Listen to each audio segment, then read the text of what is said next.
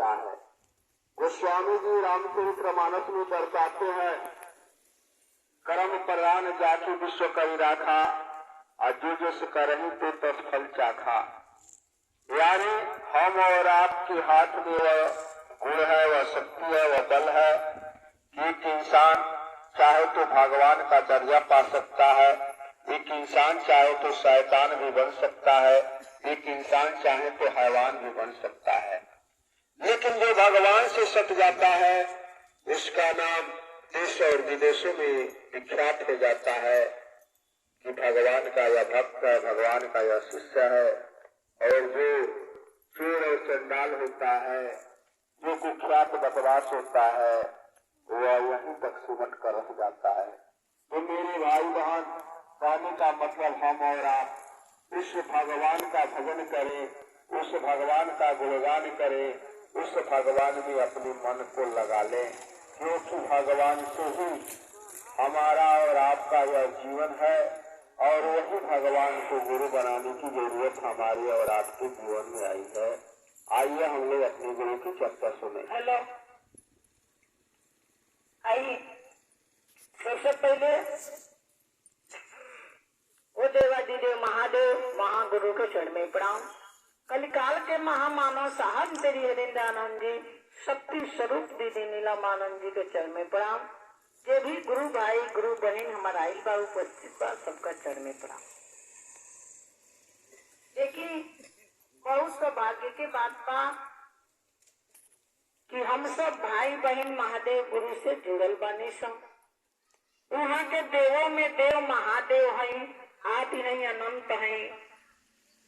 वही ऐसे एगो देवता बानी जे सबके पर दया करीले, चाहे दानव होके मानव होके देवता होके, वहाँ के सबके दिल के दुख दर्द समझी ले।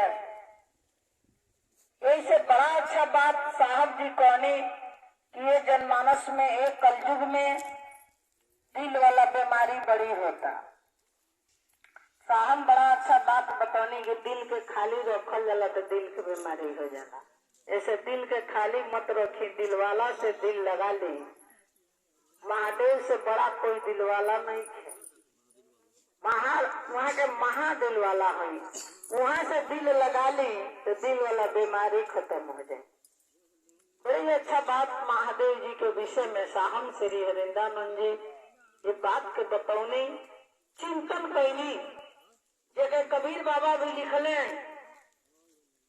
कि मेरा चिंता तो गुरु करे, मैं करूं गुरु का चिंतन, जिसका यह दिया तन है उसी को मैं करूं समर्पण। साहब भी ये बाती के कहनी कि हमने के चिंता नहीं के करे के, महादेव गुरु के चिंतन करे के बा।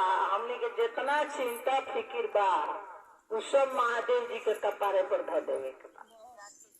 हमने के दुख के सुख के परेशानी के समस्या के सारा चिंता वो महादेव जी को है। हमें चिंता नहीं उनकी, उन्हें चिंता हमारी है। इस प्राणों के रक्षक वह त्रिपुरारी है। तो त्रिपुरारी है, तीनों लोक के मालिक है। वहाँ के त्रिलोकी नाथ कहल जाला। अबे भैया आप लोग के सूचना देनी है कि जब बगल में एगो गुरु बहिना के यहाँ गुरु के कार्य रखल बा। अब सब लोग समय से ईजा से उठ के ओइजा चल लोग कि वो समय से ही गुरु कार्य हो जा। गुरु भैया गुरु बहिना सबसे निवेदन कर जाता कि आप लोग उपस्थित हो जाए लोग। एगो बगल में 24 तारीख के एक जने गुरु बहिना के लड़का के तिलक बा, लेकिन उनके मन में ये भावना बा कि हम पहले अपने गुरु जी के बुला ली, अब तब अपना लड़का के तिलक चढ़वाई कि गुरु जी हमारा घर के जिम्मेदारी वहाँ के ऊपर हो जा। तो वहाँ के बुला ले तबे न हमारा घर के देखभाल करे। इसलिए बेचारी दिन में अपना गुरु के चर्चा वहाँ के कराए। तो चर्चा 9 बजे से शुरू हुई है, 12-1 बजे ले समाप्त हो जाए। आप लोग सवेरे तनी आ जाम लोगी जो तरह अपन ड्यूटी करे खातिर गेहूं दबावे के होता, तो सवेरे ही बोरा झोरा लेके चल जाता नहीं लोग की जल्दी दवा दी, नहीं तो बारिश आ जाए, मौसम खराब हो जाए। जेके आपन मान लिया ओकर कार्य पर भी ध्यान रहेला कि आज तक हम सवेरे चल जाए। जे भाई से पाई वो अपना खातिर कोई जला सुनल सबसे बड़ी चीज हो। रामचरितमानस में जौन बात बाबा मानस में जौन लिखनी वो बतिया मैया पार्वती बाबा से पूछले रहे। हे भोलेनाथ, त्रेता में लोग जब कलिहल, द्वापर में तब कलिहल, लेकिन कलयुग के लोग तो बड़ा बहुरंगी हुई, न चपे करी न तपे करी। आ सतयुग में लोग पूजा पाठ करी है, लेकिन कलयुग के लोग तो न जप करी न तप करी न पूजा करी न पाठ करी। अरे पूजा हमनी के करे के ढंगे कहाँ बाकी करे सन। मन बेचैन रहला, दूगो अगरबत्ती धराए नहीं सन, पूरा घर घुमा देनी सन, दो नहीं तो दाग दे। अरे जरूरत रहबे करेला, जरूरत रहबे करला अगरबत्ती डेरवावे नहीं सन भगवानों के कि दो नहीं तो दाग दे। आ देखबे करे नी भोलेनाथ बाबा के लगे एक लोटा जल लेके जानी जा, तो वही जो हमने के ये रहला कि ये बाबा कुछ दिया जरूर आई बानी तो कि तो बेटा दे दो, बेटी दे दो, नाती दे दो, घर दे दो, गाड़ी दे दो, कुछ न कुछ मांगाई के लालच में जानी सन। आ कहियो के आनी सन कि देव ते बाबा बेरी बेरी आई भी। ये बाबा अगर देवन तो बेर बेर चोल लेके आए। आ देखा बाबा, अरे देव ते बाबा बेरी बेरी आई भी, आयोरी ले आई भी अपन टोला।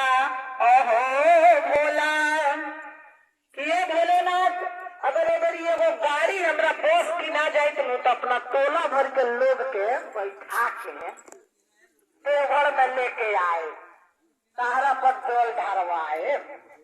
तो इहो बात कहिए के आओ जला मांगही के लालच में कि से बते बाबा बेरी बेरी आई भी, और ले आई भी अपन टोला। हो भोला ले आईनी भंगिया के गोला। अहो भोला, कोई भी देनी जा महंगा सामान कुछ ना लेके जानी जा खियावे खातिर हमने के लड्डू पेड़ा चाहे किशमिश बादाम कुछ ना लेके जानी जा। अब कहे नहीं जा बाबा से कि जानत बानी बाबा खैब नहीं खोआ मलाई हो। निदिया के मातल भोला कैसे जगाई हो, अब कैसन बनवे बारा चोला। हो भोला, कोई भी देनी जा कि जान तो नहीं जा कि बाबा कले सरसैये लदी है, तू खा लो ना कुछ भांगे धतूर खा लो। ऐसा तो कोनो बात नहीं है कि जो खात रहे खाई। अरे के प्रेम से कुछ दूसर कुछ निमन बढ़िया चीज खियाई तो ना खाली। रवल भी घर के सब्जी रोटी खा के बनी लोग यही जाके मिठाई खियावे लगे के गुड़ भाई के मन में प्रेम भर जाए जे तरवे लोग खाए लोग ना। तो कौन कहता है भगवान खाता नहीं, सबरी की तरह कोई खिलाता नहीं। कौन कहता है भगवान सोता नहीं, मीरा की तरह कोई सुनाता नहीं। कहे वाला बात हो, अगर दिल से सोची तो सब कुछ खाई जाला, मगर खियावे के हमने के ढंग आज नहीं के। मांगे के खाली सीखले बानी सन, शुरू से मंगले बानी सन हाथ पसारी के कि ए बाबा तनी हई दे दो, ए बाबा तनी हई दे दो। हम तो उर्बाना सब पूजा के तरह करी के लिखल भी बा शास्त्र में कि गुरु बिन ज्ञान न ज्ञान बिनु भक्ति, सबसे उत्तम है गुरु की भक्ति। बाबा जी मानस में लिखनी कि सबसे बड़ी चीज है गुरु की भक्ति। अब गुरु बिन ज्ञान न ज्ञान बिन भक्ति, बिना ज्ञान के भक्ति भी ना हुई। जौन हुए बतिया की सहूर नाई आई के तरह रउरा खुश हो के तरह पूजा करब के का रउआ खाए का रउआ के चढ़ाए, भी सब हमनी के कहाँ ज्ञान बा। जब ज्ञान रही तभी न के तरह भगवान के सेवा करी जाला, तबे न कर चाहिए। अगरबत्ती धराल निसन पूरा घर घुमा में निसन एक जगह खुश दे निसन, धड़बड़ में अब वो में कोई मोबाइल से फोन आ जाला तो है न जानी सन होने जानी सन बिजी हो जाए। ये संसार में सारा लोग बिजी बा। बाबा से मैया पार्वती जब पूछनी तो बाबा कहनी ये पार्वती अरे कलयुग के लोग के चिंता ना करो, कलयुग के लोग तो बड़ी बहुरंगी होला। तो उहे बतिया जन बतिया बाबा मैया से कहनी उहे बतिया से मो रामचरितमानस में तुलसी वाली खनी कि कलयुग नाम एक धारा सुमिरे सुमिरे नर उतरहु पारा कि सुमिरी सुमिर नर उतरहु पारा। सुमिरन के दो अर्थ होला दीदी। साहब यही पर बड़ा चिंतन कैनी 14 बरिस गांधी 11 शमशान में कि सुमिरन के अर्थ का होला। कहे बाबा मानस में लिखनी कि सुमिरी सुमिर नर उतरहु पारा, यानी कलयुग में लोग के तरिया पार उतरी, भवसागर से के तरह पार हुई, ये जीवन के नैया के तरह पार हुई। तो साहब ने 2 सूत्र जो बताया है, दो सूत्र 2 नियम साहब बतौनी वही में छिपल बाकी सुमेरी सुमेरी नर उतरहु पारा। अपने घरे रहुआ देखले कभी अनुभव करे वाला चीज है। ये आध्यात्मिक चर्चा है। एक अनुभव कर जला केहू घर में अगर शांति पूर्वक बैठा रहेला, घर के बड़ बुजुर्ग चाहे केहू निकलेला तो कहला केकरा का सुमिरत हो उठ चलो सुमिरत केकरा का बड़ा, जब केहू शांति से बैठेला तो केकरा के सुमिरत लोग कहेला नु घर के कि केकरा के सुमिरत। जब सुबेरे हमनी के दया मांगल जाला पहला सूत्र में तो वही यहाँ सुमिरल जाला, एकदम शांत हो जाला। वो तो जीप तो इलेला ना आ मुंह से केहू से कुछ बोले के ना रहेला, आ बैठ के हाथ पसार के दया मांगे करेला, मन ही मन दया मांगे करेला, तो सुमिरन हो गई। आ एगो सुमिरन के 2 अर्थ होला। देखे नी अगर गांव में केहू से कोनो बात के झगड़ा उगड़ा बोल चाल हो जाला तो केहू गुस्सा में कुछ गाली गलौज कर देला तो का कहल जाला। बहुत लोग के गुस्सा आवेला तो लोग ही कहला तार बतिया अरे जबले जिये मन परी हो है करेजवा में बड़ी सालेला। तो बताई जब बतिया कान पे सुनाला तबे न करेजा में सालेला, ये सुनले तो नहीं न साली। तो यानी सुनाला तो साहब कहनी कि दूसरा सूत्र जो चर्चा है वो के सुनने के बाद कैसे कान से, जब ही कान से है सुनाई तबे न धीरे से जाके कान के माध्यम से ही दिल में समा जाई। जब दिल में समा जाए तबे न साली। सलला के मतलब होला मन करत रही, याद आवत रही कि जब जब आवेला गुरु जी के याद करे जा के ना कि गुरु जी हमरा घरे आई हम पर दया बरसाई रही रही जिया तरसेला कि जब जब आवेला शिव गुरु के याद करे जा के ना कि वो तरह जब याद आवे लगी मोल परत रही हमेशा। ओके कहला दूसरा सूत्र के गुरु के चर्चा। तो जौन बात रामचरितमानस में तुलसी वाली गली की सुमिरी सुमिरी नर उतरहु पारा, अश्यम दू सूत्र के चिंतन करे के साहब श्री हरिंद्रानंद जी जौन बतौनी वो रामचरितमानस के तुलसी वा के लिखल बात आ जौन बाबा शिव पुराण में लिखल बा 17वां पुराण में कि जौन मैया पार्वती बाबा से पूछली ओकर सेम उत्तर साहब श्री हरिंद्रानंद ने चिंतन करके बता देने की 2 सूत्र में मिलता है।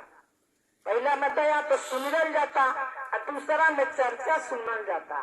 तो यही से कह जाला कि गुरु के चर्चा में कभी भी बैठे के चाहिए तो ध्यान से जो भी गुरु भाई गुरु बहन गुरु के विषय में बतावे तो वो बाती के ध्यान से सुने, तब सुनी तब लेके ओके धुनी तब गुनी तब ये दिल में समाहित हो जाये। आध्यात्मिक बहुत बड़ा चीज है दीदी, अध्यात्म जल्दी समझ में ना आवेला, टेढ़ा चीज है। कोनो भी सीधा चीज में टेढ़ा चीज घुसाल जाये तो जल्दी घुसी ना घुसी। लेकिन घुस जब जाई तो निकलबो ना। घुस जाला कोनो टेढ़ा चीज में घुसा दी तो जल्दी निकली ही ना। साहब कहनी कि अध्यात्म इतना गहन चीज हो कि जब अध्यात्म आदमी के दिल दिमाग में समझ आ जाई तो जब समझ जब आ गई तो आदमी के समझी कि कितना अच्छा चीज, कितना कीमती चीज बा। शाम पटना के चर्चा में बात के बतैनी कि हीरा रतन जतन से राखो काला पूंजी लगाई, एक दिन जोहरी आई अनमोल के दाम बेचाई। इतना कीमती चीज है।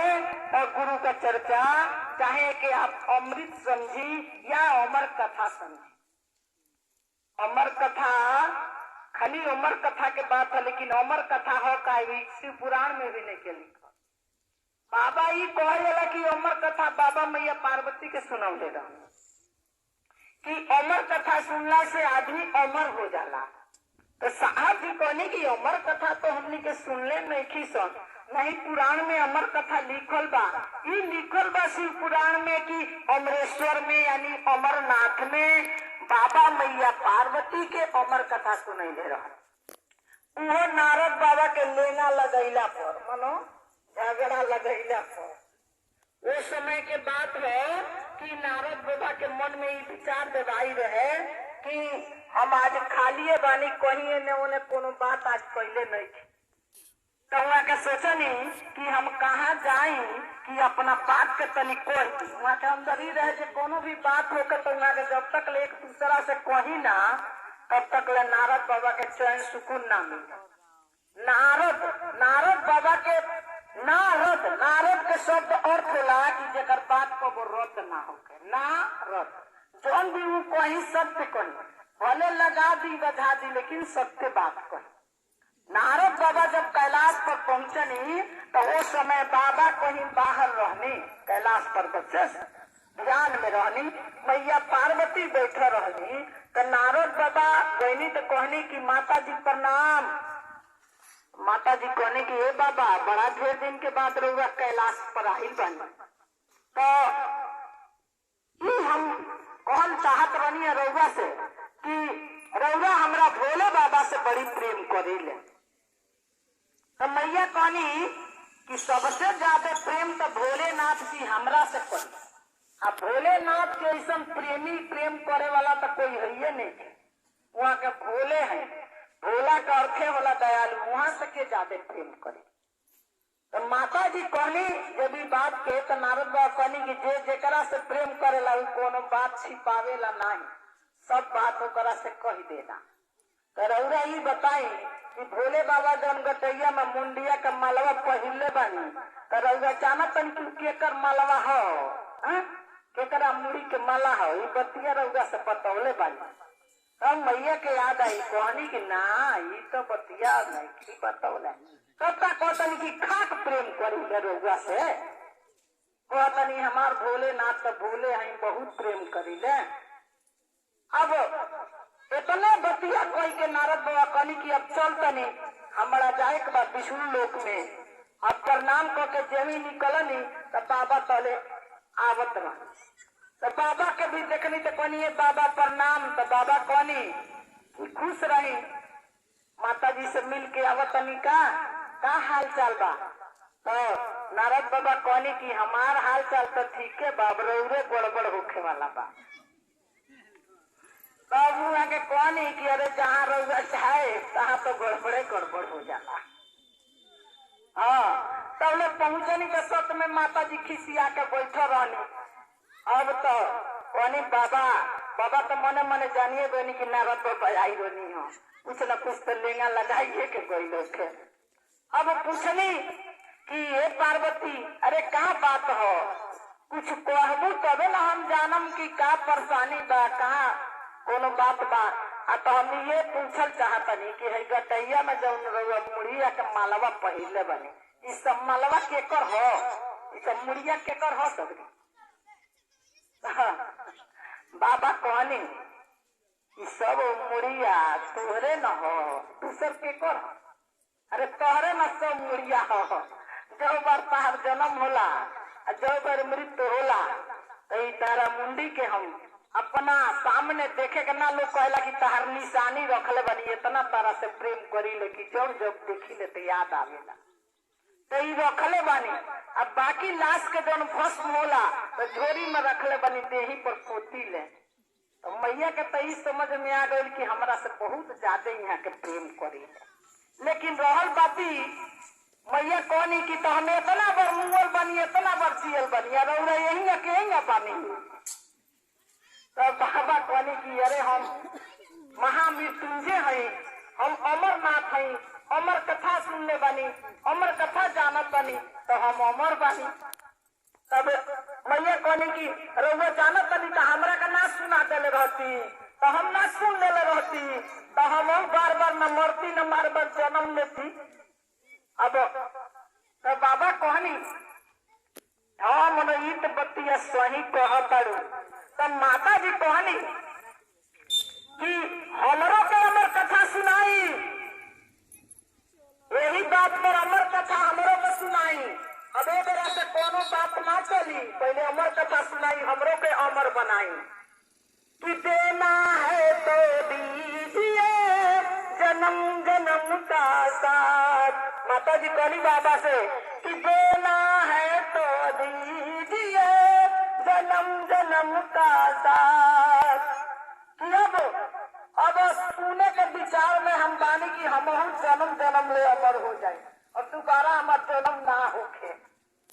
तो देखी बाबा मैया के कहला पर वहाँ के अमरनाथ गयनी अमरेश्वर धाम में, जहाँ वहाँ के अमर कथा मैया के सुनावे खातिर लेके गयनी। लेकिन ये रहे कि ये परंपरा है कि ये अमर कथा के दूसर कोई ना सुने, अगर दूसर कोई सुनी तो सृष्टि के उल्लंघन हो जाए। अपना त्रिशूल के आदेश देहली कि ये अगल बगल में पूरा तलाश कि कहीं कोनो जीव जंतु तो नहीं खे। अब त्रिशूल पूरा छानबीन कैलन, कहीं कुछ कोनो जीव जंतु ना रहे। लेकिन एगो सुग्गा सुगी अंडा देले रहे सो, लेकिन वो अंडवा गंदा पड़ गया। तो ये सोचलन त्रिशूल की तो गंदा हो गई बा, मर गई बा, एक का फेंके के ले जाएंगे, अब फेंकवाएंगे। सब लोग तेजा से चलिए गई बा। लेकिन बाबा कहनी कि हे पार्वती, जब हम कथा कहिले हैं तो आंख मूंद के कहिले, तो हम कैसे जानम कि तू कथा सुना करू, हमरा अंदाज कैसे लागी। तो मैया जी कहनी कि जब जब रउआ कहे तो हम हूँ करत रहे, तो रउआ सुना जाए तो जान जाए कि हम सुनत। तब बाबा हमर कथा शुरू कैली आ लगनी सुनावे, तो मैया हूँ करे लगनी। पहला दिन के कथा सुनली, ही पहला दिन के कथा भइल, कथा के इतना प्रभाव भई कि जौन अंडवा गंदा पड़ रहे वो अंडा बन गई कथा के प्रभाव से। अब दूसरा दिन के जो ही बाबा कथा के शुरुआत कैली, तो दूसरा दिन में वो अंडा फूट गई और में से सुगा का बच्चा हो गई। जब सुखदेव जी के आप लोग नाम सुन ले खूब लोग, इस सब श्रीमद भागवत के कथा होला तो मैं कह जला श्री सुकौवाचौ कह जला नु सुखदेव जी का जन्म हो गई। और सुगा जब चौथा दिन के कथा बाबा शुरू कैनी तो सुगा उड़े लागल, पाख हो गई उड़े लागल और उड़ के उस कथा के लोगे आके बगल में बैठ के। चौथा दिन के कथा के बाद मैया सूत गई। जब मैया सूत गई तो सुबह सोचता कि हुकारी बंद हो जाए तो कथावा बंद हो जाए। एक से बढ़िया बा कि हम हूँ कोई के इनका तरिया बोल के अब पूरा कथावा सुन। अब लागल हूँ कहे, अब मैया तो सूत गई। अब पूरा कथा सुखदेव जी सुन रहे।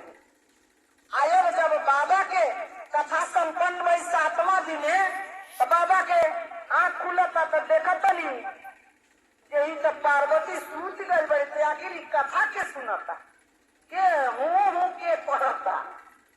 अब त्रिशूल के आदेश देहली कि देखो सुनत के बात लुका के बगल में बैठ के सुनत रहला।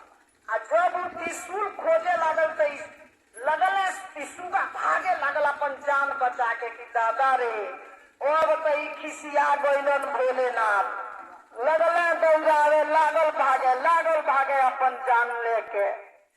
आ त्रिशूल चोटियावे लगलन पीछे पीछे की जान इनके छोड़ब नहीं। कथा तो सुनने वाले, लेकिन चोरा के कथा काहे सुन लो, लुका के कथा काहे सुन ले। यही बाती पर खिसिया गई। अब भागे लगलन, पहले जंगल के रास्ता से भागे लगन। व्यास जी के पत्नी जम्बली मटका देवी वो उठ के जमाई लेत रहली।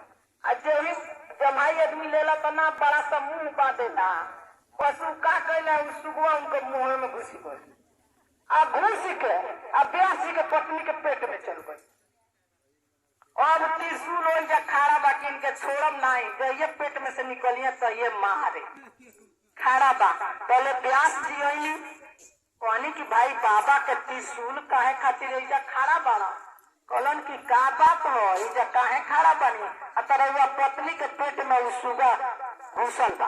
आ उस सुगा हमरा भोलेनाथ के